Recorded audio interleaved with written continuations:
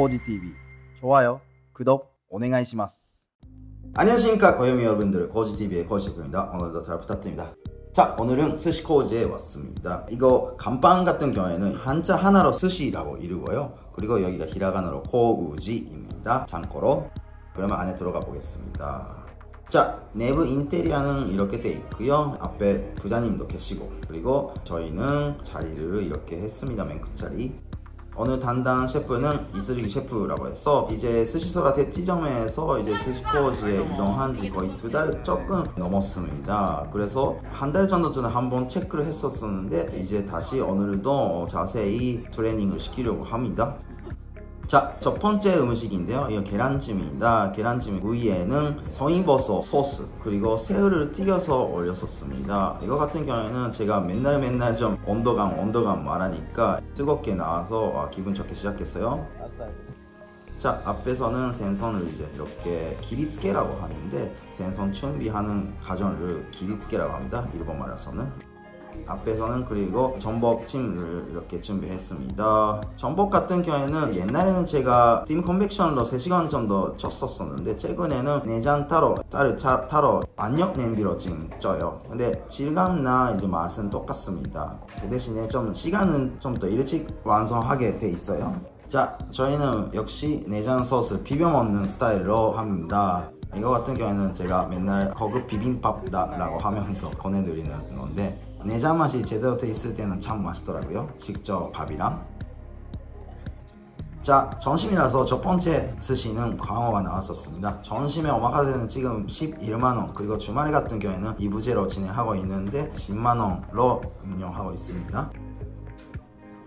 자, 두 번째 초밥은 도미 뱃살입니다. 저는 흰살 생선 스시 중에서는 한국에서는 이 도미 뱃살이 제일 맛있지 않을까 싶습니다. 아, 그리고 이날은 저를 조금 생각하면서 주셨던 건지 저한테 대뱃살 중에 제일 좋은 부위를 주셨네요. 그리고 지금 제가 보여드리는 것은 일단 많은 분들이 좀 젓가락을 좀 불편하게 쓰시는 건데 제가 알려드리겠습니다. 보통 이렇게 초밥에 대해서 좀 대각선으로 들어갔을 때, 그리고 초밥에 대해서 이렇게 옆으로 여기가 가운데 부분에 들어갔을 때 밥이 떨어질 확률이 꽤 많아요. 그래서 결과적으로는 제일 밑에 지금 이렇게 잡아주시면 초밥이 떨어질 일이 없는데 이거를 생각보다 모르는 분들이 좀 많아서 이번에 꼭 이거를 좀 고쳐주셨으면 하다, 그런 생각이 저는 맨날 하고 있습니다. 왜냐면 초밥이 떨어지면 아무 의미가 없잖아요. 그리고 초밥 같은 경우에는 만약에 가운데 부분을 잡았다고 하면 10조, 8조 정도로 떨어질 정도 힘이 들어가는 밥이 제일 이상적인 초밥이라고 생각해요. 자, 다음에 초밥은 이번에 약간 샘플식으로 들어왔던 참치인데 이것이 보스턴산 생참치인데 자연산 참치다라고 해서 이날은 제가 맛을 봤었습니다. 일단 딱 들어갔을 때 느낌이 좋았었는데 생각보다 기름이 많아서, 물론 뱃살 부위라서, 그리고 단미는 좀 모자라는 건가 그런 생각을 하고 있었어요. 자, 저희 같은 경우에는 이제 라이브로 중간에 계란말이를 좀 따뜻하게 뜨겁게 권해드립니다. 이거는 약간 제가 어릴 때 스시를 배웠을 때 그 가게에서 중간에서 좀 따뜻한 계란을 이제 사빙을 했었던 걸 지금도 하고 있다, 그런 추억 같은 요리입니다. 자세한 레시피는 코지TV 옛날에 한번 포스팅 했었습니다. 자, 방금 나온 것은 이거는 이소베마키라고 하는데요. 이거를 김으로 말아서 만드는 거를 거의 대부분 이소베마키라고 해요. 만약에 고등어를 말아서 김으로 안에 생강나 실밥 그리고 시소 같은 거 들어가면서 하는 요리가 있어요. 스기다상 대표적인 시그니처 메뉴인데 그것도 고등어 이소베마키라고 하고요. 이거 같은 경우에는 보통 가리비, 그러니까 호타테 이소베마키라고도 부를 수 있는 요리입니다. 이것도 스시코지에서는 그 맨날 시그니처 메뉴라서 사람들이 많이 찾으시더라고요. 자, 다음의 요리는 이제 지금 날씨는 가을 느낌이라서 이제 가지를 준비했었습니다. 가지 같은 경우에는 이거를 나스덴가크라고도 불러요. 덴가크가 뭐냐면 이제 보통 저희 같은 경우에는 닭고기를 좀 볶아서 된장 베이스로 소스로 만드는데요. 그거를 보통 덴가크 미소라고 해요. 그거를 가지 위에 올려놨다가 하는 요리이고요. 이 시기 때는 가지를 맛있게 먹는 요리 방법 중에 하나라고 생각하면서 지금 이렇게 하고 있었습니다. 다음에는 이제 한찌입니다. 한치 같은 경우에는 가르치를 잘 했었어요. 그리고 안에는 유자가 들어가는데요. 지금 표정을 보니까 그렇게 맛있다는 느낌은 아니었던 것 같아요. 그거는 나중에 또 말씀드리겠습니다.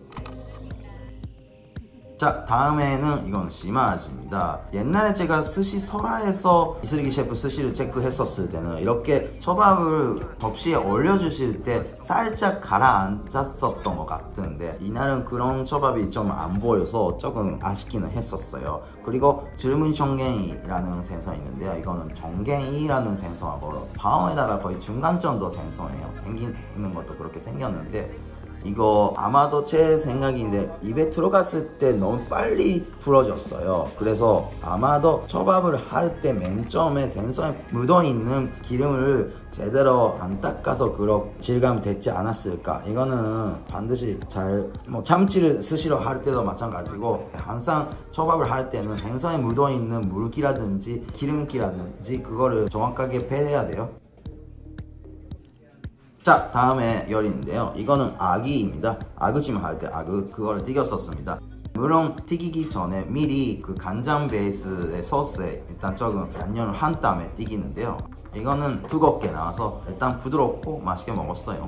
맛있게 먹었다고 해도 제가 메뉴를 만들었던 건데. 자, 다음에는 이제 참치 뱃살을 구웠었습니다. 위에는 이제 소금을 살짝 뿌렸었고요. 이거는 보통 여성분들이 많이 좋아하더라고요. 이날은 제가 계속 바비에 대해서 좀 신경 쓰면서 먹고 있었어요. 그 이야기도 나중에 좀 하겠습니다. 자, 다음에는 단새우 위에 성게를 올려주시는데요. 최근에는 이제 9월을 중순 정도 지나면 한국산 해순이라고 해서 집안 쪽에서 해녀분들이 성게알을 작업해서 바닷물에다가 담겨놨다가 이제 서울 쪽에 와요. 근데 이제 9월 중순 정도 지나니까 확실하게 단맛이 이제 떨어졌더라고요. 그래서 저희 같은 경우는 이날은 캐나다에서 왔던 성게알하고 이제 반반로 올렸었어요. 근데 지금은 보니까 일본 푸켓도에서 수입되어 있는 것도 조금 단맛이 많이 없고 조금 은희가 어려운 시기이기도 하다, 그 생각이 들었었습니다. 자, 밥을 이제 한번 먹어보겠습니다. 질감 자체는 그렇게 나쁜 질감은 아니었는데 생각보다 식초 그리고 소금기를 조금 약하게 느꼈었어요. 그러다 보니까 최근에 저녁에 손님에서 셰프님 조금 식초가 세지지 않았어요, 이런 소리를 제가 몇 번 들어봤기 때문에 살짝 식초 자체를 좀 줄였었는데, 참 그때랑 이번에랑 좀 딱 중간 정도로 돼 있으면 좀 더 맛있는 간이 되지 않을까, 그 생각이 들으면서 먹었었습니다. 자, 다음에는 이거 참치 아까미라고 해서 석살이라고도 부르는 것 같고, 보통 느게라고 해서 간장에다가 살짝 양념해요. 그 이유 중에 제일 큰 것은 물론 양념하는 목적도 있고 간장에 소금기 있으니까 이 과정을 통해서 안에 있는 필요 없는 물기가 빠져요. 아까미 같은 경우에는 진짜로 정말 아까미 아니면 거의 대부분 느게를 해서 먹는 게 맛있다고 생각합니다. 자, 앞에서는 이슬기 셰프님께서 고등어 본초밥을 지금 준비하고 계십니다. 이렇게 사주시고요. 본처럼 보니까 본초밥이라고 한 것 같고, 원래는 이거를 고등어 사바보스시라고 해요. 사바보스시라고 하는데 그냥 보를 한국말로 본라고 하니까 막 그대로 고등어 본초밥이라고 번역되어 있는 것 같습니다. 자, 저희 같은 경우에는 이렇게 숯불로 이 껍데기 부분만 살짝 구워요. 근데 지금 그 불이 한 번만 조금만 나왔잖아요. 이제부터 가을 시작인데 아직은 그 날마다 좀 왔다 갔다 한 것 같습니다. 어떨 때는 좀 기름이 많으면 완전히 풀이 나오고요. 생각보다 기름이 없으면 지금처럼 연기만 나와요. 근데 이날은 제가 먹었던 고등어 자체는 아직은 그렇게 기름이 꽉 차 있는 분위기는 아니었던 것 같다, 그렇습니다. 자, 다음에는 이제 정갱이. 이날은 들어왔던 정갱이는 좀 사이즈가 커서 혹시 이제 시메르를 어떻게 했을까 해서 그 자리만 한번 먹었었습니다. 근데 이런 고등어나 tumplung 생선 같은 경우에는 셰프 입장에서는 맨날 불어야 되는 소금의 양이 조금씩 달라요. 그래서 이날 같은 경우에는 정확하게 체안으로 말하면 적은 소금이 모자랐다, 그런 간이 있었습니다. 자, 다음에는 이제 이것도 tumplung 생선 중에 하나인데 청어입니다.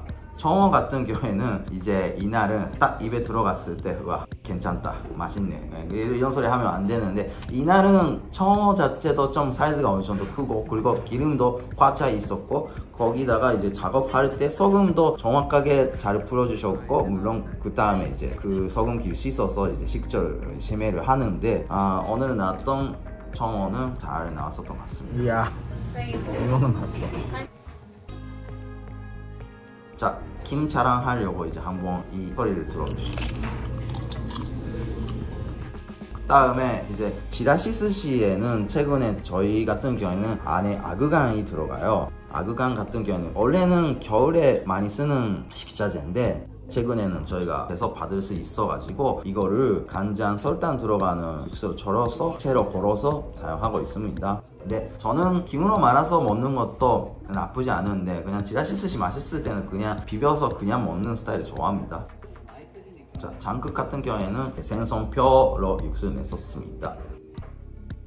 자, 이거는 전어입니다. 전어 같은 경우에는 이것도 이제부터 시작이라고 해도 될 것 같고요. 사이즈 자체는 이날은 그렇게 큰 거는 아니었고요. 심해를 해서 거의 2주 정도 됐다고 했었는데 2주 됐었던 것 같은 그런 맛이었어요.